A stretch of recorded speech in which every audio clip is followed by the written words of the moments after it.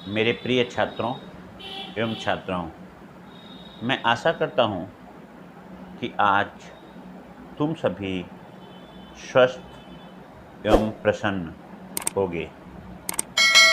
आज के इस वीडियो में मैं तुम्हें एक नए पाठ को पढ़ाने जा रहा हूँ जो हमारे साहित्य सागर में नहीं था। यह जो कहानी मैं पढ़ाने जा रहा हूँ इसका नाम है भीड़ में खोया हुआ आदमी। तुम्हारे साहित्य सागर में पाठ 8 देखोगे तो उसमें तुम्हें जामुन का पेड़ दिखाई देगा। यह पिछले पाठ कहने का तात्पर्य पिछले वर्ष में जो बुक था हम लोगों का उसमें 8वां पाठ जामुन का पेड़ था। इस साल जो नया बुक प्रिस्क्राइब्ड होकर के आया हुआ है उसमें उसके स्थान पे भीड़ में खोया हुआ आदमी दिया हुआ है और इसके लेखक लीलाधर शर्मा पर्वतीय नाम से जाना जाता है। यह कहानी आज के युग में बहुत ही चरितार्थ है। ध्यान देना, कहानी यह स्वतंत्रता पूर्व की लिखी हुई है। इसके पहले वाले वीडियो में मैंने तुम्हें लेखक के जीवन परिचय के विषय में बताया था और कहानी का उद्देश्य भी संक्षिप्त में बताया था। कहानी का उद्देश्य पूरा आज के युग में चरितार्थ हो रहा है, जो उन्होंने आज से 70-75 साल पहले लिखा था। बढ़ती हुई जनसंख्या के विषय में आज हमारे देश की जनसंख्या जो उस समय करीब 30 करोड़ 35 करोड़ के बीच में थी, आज वह जनसंख्या 130-135 करोड़ के बीच में हो चुकी है, जो जनसंख्या विस्फोट का रूप धारण कर चुकी है। तो मैं आज वही कहानी तुम्हें पढ़ाने जा रहा हूँ। कहानी ध्यान से सुनना। कहानी तुम्हें बहुत ही सरल भाषा में लिखी हुई है। अब मैं इस कहानी को पढ़ने जा रहा हूँ, तुम कहानी को ध्यान से देखो। यह पेज नंबर 51 पे है, भीड़ में खोया हुआ आदमी। यहाँ पे भीड़ में खोया हुआ आदमी देखोगे, भीड़ में खोया हुआ आदमी यह तुम्हें सामने दिखाई दे रहा है। प्रस्तुत निबंध जनसंख्या वृद्धि और पर्यावरण प्रदूषण को ध्यान में रखा गया है, रख करके लिखा गया है कि किस तरह से जनसंख्या वृद्धि पर्यावरण को प्रदूषित करता है और पर्यावरण प्रदूषण से उत्पन्न होने वाले अनेक खतरे आज मनुष्य को अपने गिरफ्त में किस तरह से लेकर के मनुष्य को समस्याग्रस्त बना दिया है। आज की बढ़ती हुई जनसंख्या वृद्धि मनुष्य को सोचने के लिए विवश बना दिया है। मनुष्य यदि जनसंख्या वृद्धि पर नियंत्रण नहीं लगाएंगे तो वह दिन दूर नहीं जब हम सभी स्वयं भीड़ में और इससे उत्पन्न होने वाली समस्याओं में पूरी तरह से खो जाएंगे। इस कथा प्रसंग में उठाई गई समस्याएं समाधान की ओर अग्रसर करती है। समस्या समाधान की ओर अग्रसर करती है। कहने का तात्पर्य यह है कि जनसंख्या वृद्धि से कौन कौन सी समस्याएं उत्पन्न हो सकती है। यदि हम संक्षेप में लें तो देख सकते हो, बढ़ती हुई जनसंख्या आज व्यक्ति को समस्याओं से जो ग्रसित करेगी या कर रही है, उसमें पहला है सामाजिक स्तर में कमी, जीवन शैली में कमी, मतलब व्यक्ति का जो जीवन स्तर है, लाइफ स्टाइल है, आज निरंतर गिरता जा रहा है। कुछ बड़े या उच्च वर्गों को छोड़ करके जो मध्यम श्रेणी के हैं या जो उससे नीचे की श्रेणी में हैं, उनका जीवन स्तर निरंतर गिरता ही चला जा रहा है। गरीबी में ढुकते चले जा रहे हैं।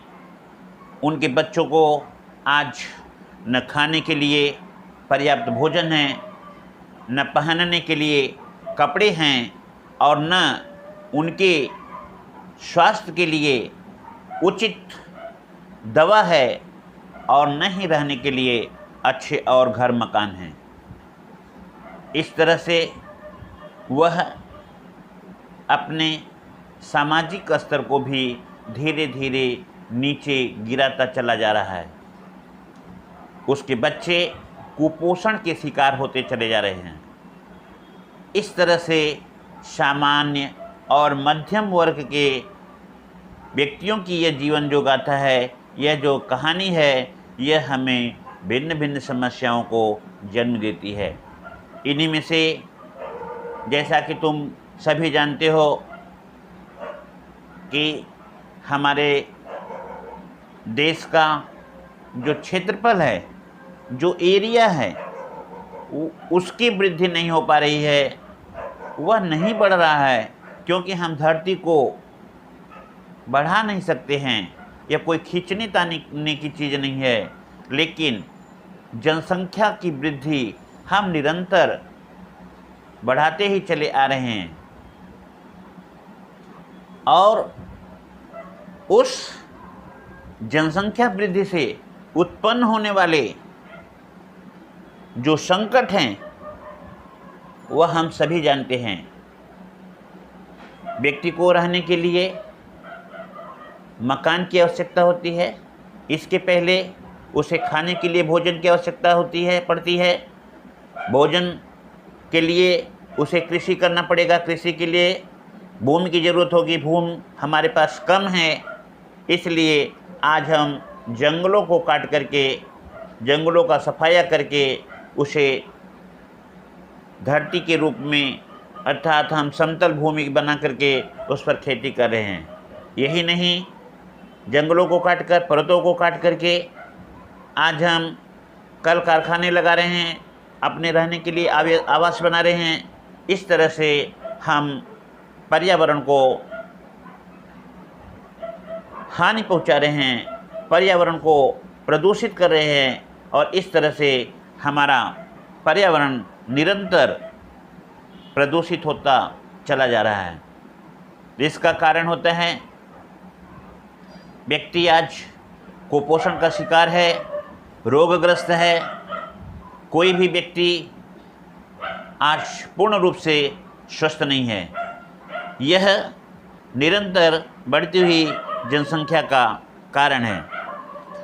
इस कहानी में मैं थोड़ा सा आगे बढ़ रहा हूँ।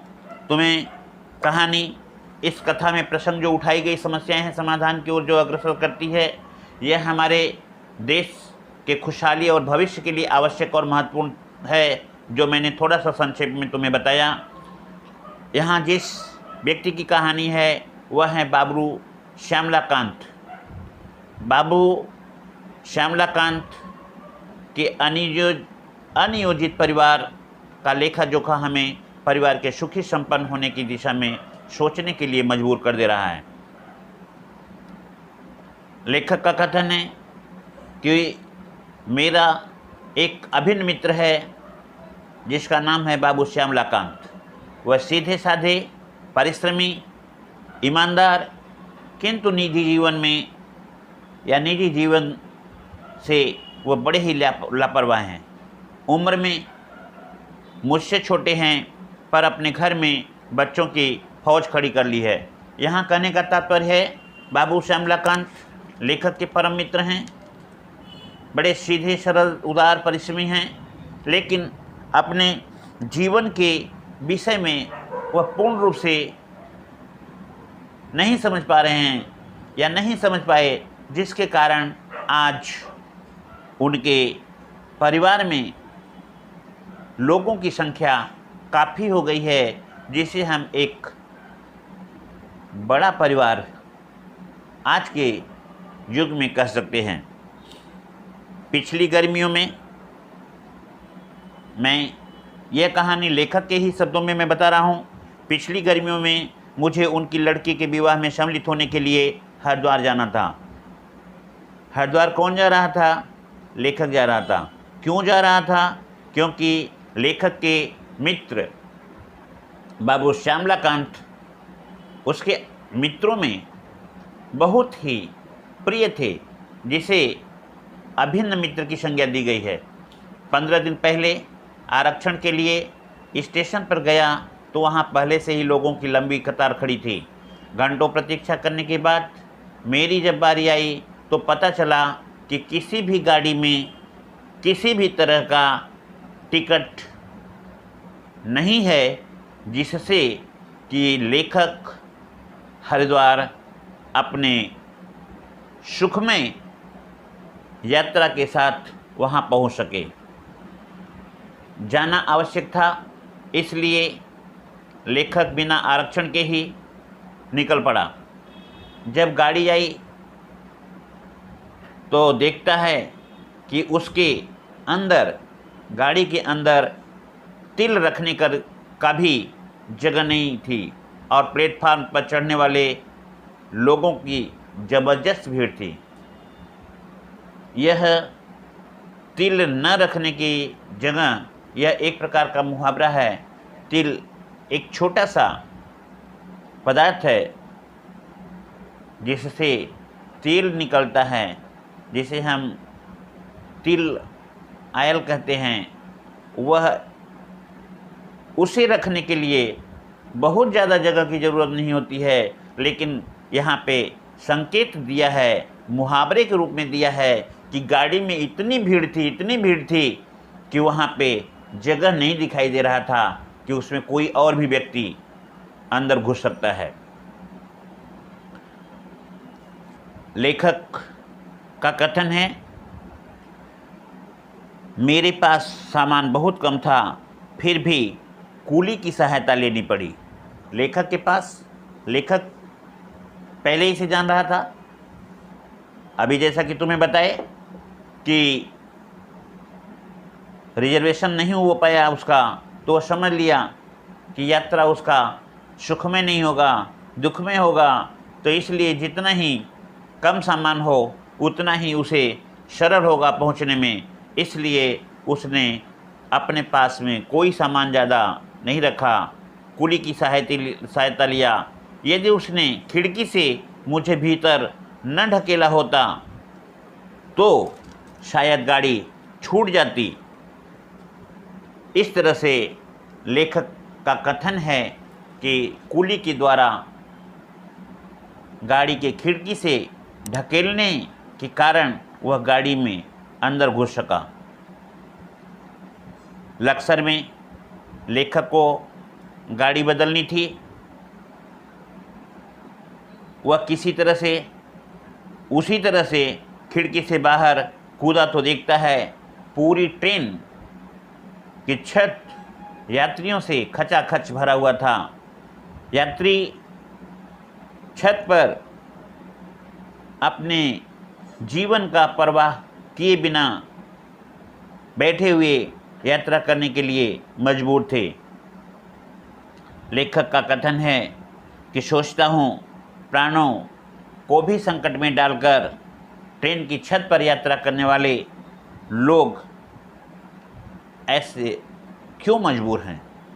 इन लोगों को रेल के नियम, रेल के व्यवस्था, अपने जीवन की परवाह का जरा सा भी ध्यान नहीं है, जो रेलगाड़ी के छत पर इस तरह से बैठ कर के यात्रा कर रहे थे। लेखक को इसे देख कर के काफ़ी दुख हुआ, लेकिन करता भी क्या, उसे भी यात्रा करनी थी, इसलिए वह अपने मन में सोचने पर विवश हो गया कि आखिर इसका कारण क्या है। लोग क्यों मजबूर हैं? लोग ऐसे अपने जीवन को खतरे में डाल करके रेल में या रेल के छत पर यात्रा करने के लिए विवश क्यों हैं? इसका एक ही कारण दिखाई दिया, देश की निरंतर बढ़ती हुई अगाध रूप से बढ़ती हुई जनसंख्या, जो लोगों को विवश कर देती है हर काम करने के लिए, चाहे वह यात्रा का हो, चाहे वह राशन की दुकान पे हो, चाहे वह किसी काम के लिए हो, एक सर्विस के लिए, एक नौकरी के लिए आज बहुत से लोगों की लंबी लाइन लगी हुई। तो इस तरह से लेखक ने भीड़ को देखा और सोचने लगा कि क्या इस समस्या का भी कोई समाधान हो सकता है, और इस तरह से लक्सर में गाड़ी के छत के दृश्य को देख करके लेखक काफ़ी चिंतित हुआ। मेरे प्यारे बच्चों, आज मैं यहीं पे इस कहानी के संक्षिप्त अंश को, जो मैंने तुम्हें विस्तृत रूप से बताया या कहानी समझाने का प्रयास किया, यहीं पे हम विराम देते हैं। दूसरे दिन के वीडियो में मैं तुम्हें कहानी पुनः समझाने का प्रयास करूंगा। आशा करता हूं कि संक्षिप्त रूप में तुम्हें यह कहानी थोड़ा सा समझने का मौका मिला होगा। तो यहीं पे मैं धन्यवाद देते हुए अब मैं अपनी कहानी को यहीं पे